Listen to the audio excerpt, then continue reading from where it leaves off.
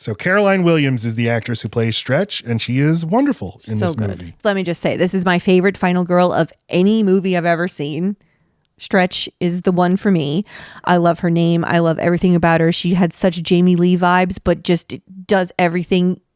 There's just a cleverness and a fucking tomboy, but sexy. I don't know. I loved everything. She's like a few years older than the usual heroine of stalker movies. She has a job, and she is proactive in a way that the others aren't. She's not. Oh yeah, she's seeking. She goes and hunts for them, which is usually the final girl is being chased. And she's got ambition. This is not like a moral thing for her. It kind of turns into one. Stretch is very comic book. She's very comic book. She's very Lois Lane, April O'Neil. Because she has bigger dreams than running the radio station. Exactly. She wants to be an actual reporter. She wants to break a real story, and this is her way to break a real story. So she's got that ambition and that attitude to go out and hunt that down. Of course, it's one of those parts in a fucking horror movie where I'm like, you've done it, Stretch, stop. What are the odds that they fucking are just parking at this amusement place? You've proven this is where they are. Now go get help and then come back.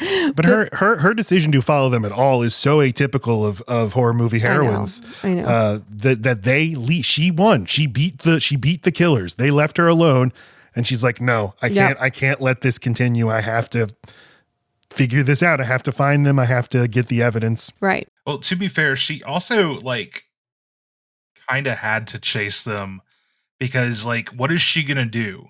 They Chop Top thinks she's dead because Leatherface let her live. What is she going to do? Broadcast on the radio the next night?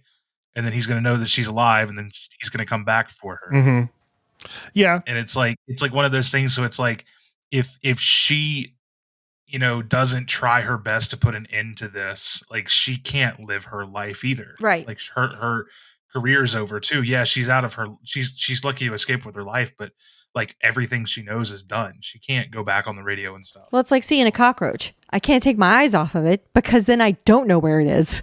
So I have to just yell for Matt, roach, roach, roach, until, I need to see it die or I can't go on with my night. Well, but she is, this would be like if you went and got the roach yourself, and that's what separates her.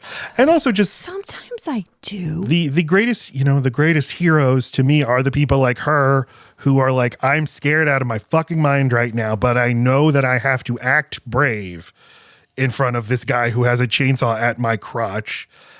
And she does it throughout the movie, and she's playing it as scared shitless, but determined still to not show it. So relatable just to have these moments of clarity, these moments of strategy, but to mainly just be terrified and not able to hold that in and exhausted. It was already midnight when this started. Fuck. She tired. Shows a lot about Stretch's personality and who she is as a human, that her fight or flight, when it kicks in, it is fight. It is more than just, I'm going to fight you in the moment, or I'm going to outsmart you in the moment. I'm going to hunt you down.